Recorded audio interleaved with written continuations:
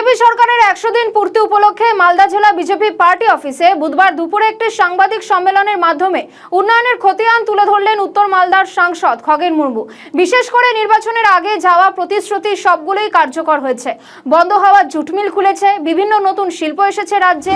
বিশেষ করে মহিলাদের অন্নপূর্ণা যোজনা, বাসে ফ্রি যাতায়াত এবং গর্ভবতী মায়েদের 21,000 টাকা করে দেওয়া হয়েছে বিজেপি সরকারের তরফে।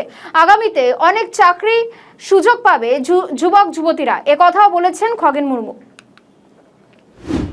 বারবার যে বিষয়টা আমাদের বলেন সেটা হচ্ছে যে নারীদের সম্মান দিনের পর দিন কিন্তু সেটা এই পশ্চিমবঙ্গের তৃণমূল কংগ্রেস আর নারীদের সম্মানটাকে ভুলুণ্ঠিত করেছিল, সেটা একদম পদদলিত হয়েছিল। তাই নারীদের সম্মানটাকে ফিরিয়ে আনার জন্য আমাদের এখানে নারীদের সুরক্ষা যেমন দেওয়া হয়েছে এবং দুষ্কৃতকারীদের তাদের বিরুদ্ধে ব্যবস্থা নেওয়া হয়েছে।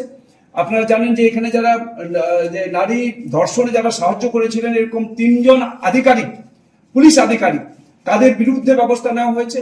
এবং আজ নারীদের জন্য যেটা মমতা ব্যানার্জি ওই সময় বলতেন যে লক্ষ্মী ভান্ডার, আমরা সেখানে বলেছি অন্নপূর্ণা যোজনা। আমাদের রাজ্যের মাননীয় মুখ্যমন্ত্রী তিনি ঘোষণা করেছেন অন্নপূর্ণা যোজনা 3,000 টাকা করে পাবে। 3,000 টাকা দেওয়া শুরু হয়েছে। সমস্ত নারীরা বাসে যাতায়াত করবেন, যে সমস্ত আমাদের স্টেট বাস যা থাকবে তাতে হচ্ছে তাদের কোনো ভাড়া লাগবে না।